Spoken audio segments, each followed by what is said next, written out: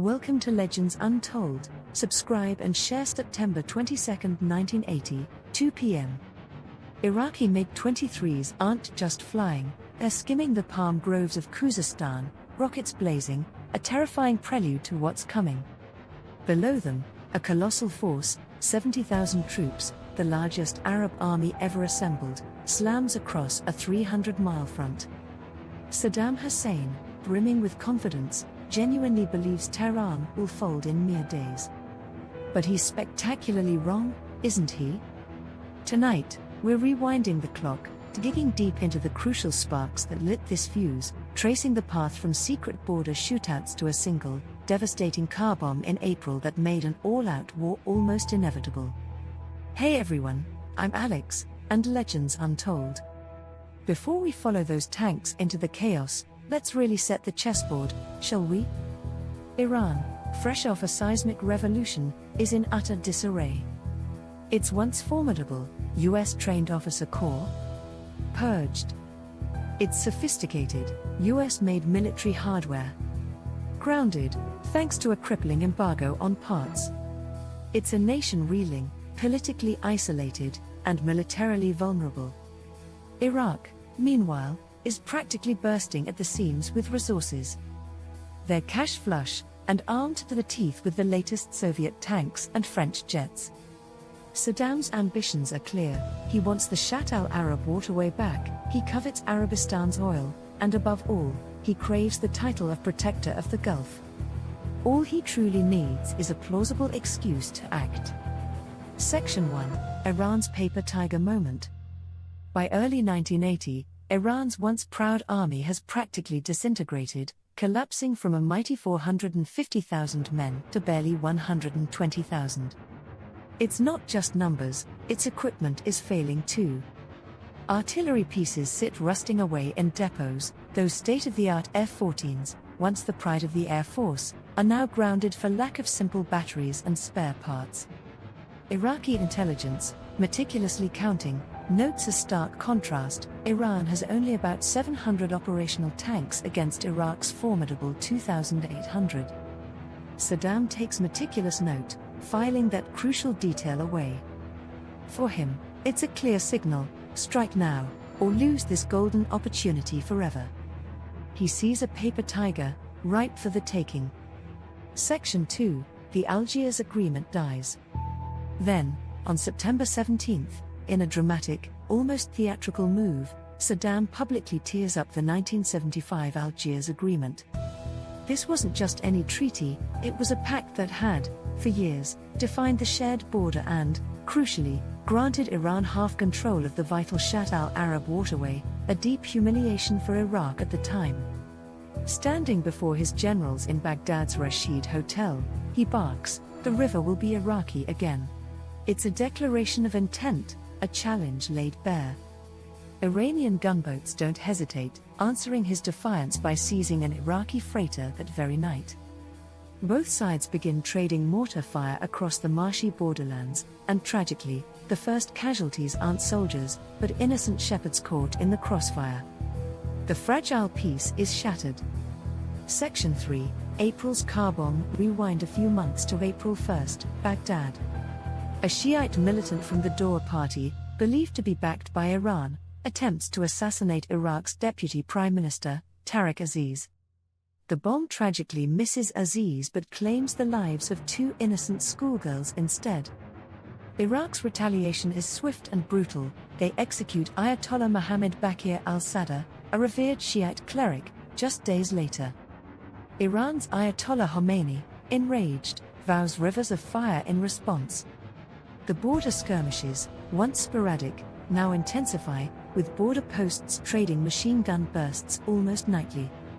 This single act of terror escalated the conflict from mere border disputes to a deeply personal, religious, and political vendetta. Section 4, Dress rehearsal. In May. By May, the simmering tensions boil over into a significant dress rehearsal. Iraqi commandos managed to seize a strategic sliver of mountain ridge near Qasr-e-Shirin. Iran, desperate to defend its territory, rushes its Revolutionary Guards to the front. Both sides suffer dozens of casualties in the fierce fighting. Western embassies, watching with growing alarm, quickly cable home, skirmishes could escalate. Saddam, ever the shrewd observer, notes that while the guards fight with fierce determination, they conspicuously lack the sophisticated artillery coordination characteristic of a well-oiled military. For him, it's further proof, Iran's army isn't just weakened, it's hollow. Section 5, Saddam's Gambler's Math. Summer war games conducted by the Iraqi military paint a rosy picture for Saddam, suggesting his forces could reach the crucial city of Abadan in a mere 48 hours. He buys into this projection wholeheartedly, convinced that Khuzastan's Arab population will greet his invading troops with flowers, not bullets. His spies, eager to please, promise a widespread Sunni uprising in Dezful, further destabilizing Iran from within. Iraqi intelligence also confidently asserts that Iran's air force, crippled by sanctions and purges, would need at least 6 months just to get its jets flying sorties again. Saddam, blinded by ambition and flawed intelligence, pencils in a 6-week campaign, maximum. He's betting big on a quick, decisive victory.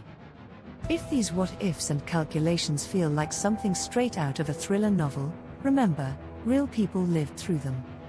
Hit that subscribe button to see exactly how those first airstrikes unfolded, and why this war, against all of Saddam's predictions, dragged on for 8 grinding, brutal years. Section 6, the final week. The tension during the final week of September 1980 is palpable. On September 15th, under the cover of darkness, Iraq begins moving its SAM batteries to the frontier, a clear sign of impending aggression. 3 days later, on September 18th, an Iraqi Mirage jet bombs an Iranian radar site, and Iran retaliates by shelling the Iraqi town of Mondali. By September 20th, with diplomatic channels all but severed, both capitals recall their ambassadors, the last vestiges of peace crumbling away. Iraq's state TV relentlessly loops military marches, a constant drumbeat of war, while Tehran responds with defiant chants of war until victory. The stage is set, the board is meticulously arranged for a devastating conflict. Section 7, dawn of the 22nd of September. At precisely 13:30 on September 22nd, Iraqi artillery opens up with a deafening roar, unleashing a barrage along the entire frontier.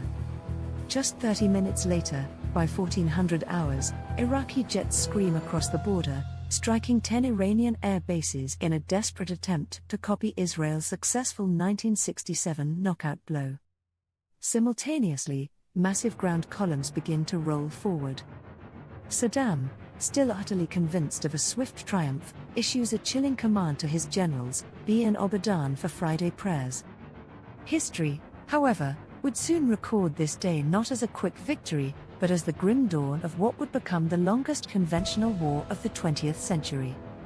So, as we've seen, the 1980 invasion wasn't just the whim of a single madman.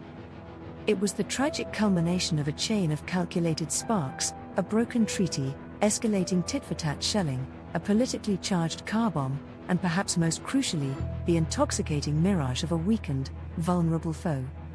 Saddam gambled everything on a lightning-fast win, a swift conquest that would cement his regional dominance.